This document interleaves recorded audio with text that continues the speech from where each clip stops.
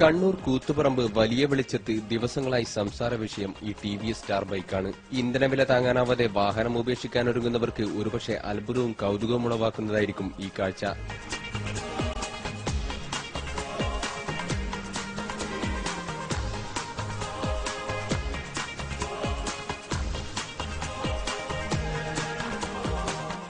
കൂത്തുപറമ്പിൽ tiller മെക്കാനിക്കായി ജോലി ചെയ്യുന്ന കാസർഗോഡ് ബദിയടുക്ക സ്വദേശി സിദ്ദിഖിന്റെ ബൈക്കിലാണ് ദിവസങ്ങളായി ഇന്ധനമായി സോഡ ഉപയോഗിക്കുന്നത്.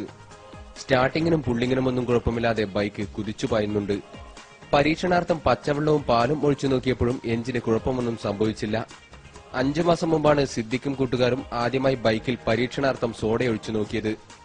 ബൈക്ക് കുഴപ്പമില്ലാതെ ഓടുന്നതിനാൽ പരീക്ഷണം തുടർന്നു. കഴിഞ്ഞ 10 ദിവസത്തോളമായി തുടർച്ചയായി സോഡ ഉപയോഗിക്കുന്നുണ്ടെന്നും പെട്രോൾ അടിച്ചാൽ ലഭിക്കുന്ന മൈലേജ് ലഭിക്കുന്നുണ്ടെന്നും സിദ്ദിഖ് പറഞ്ഞു. സോഡ ഇങ്ങനെ ഇടയ്ക്കിടയ്ക്ക് സോഡ വയ്ക്കും, പിന്നെ സമയങ്ങളിൽ പെട്രോൾ വയ്ക്കും. അങ്ങനെ വെച്ചാൽ അങ്ങനെ അതിനനുസരിച്ച് ഇപ്പൊ എല്ലാ വയ്ക്കും. ഇപ്പൊ സോഡ വയ്ക്കും, വെള്ളം വയ്ക്കും, പാല്, അങ്ങനെ ബാക്കിയെല്ലാം വെച്ച് ഇങ്ങനെ പോകുന്നുണ്ട്. ഇതുവരെ പ്രശ്നമൊന്നും വന്നില്ല.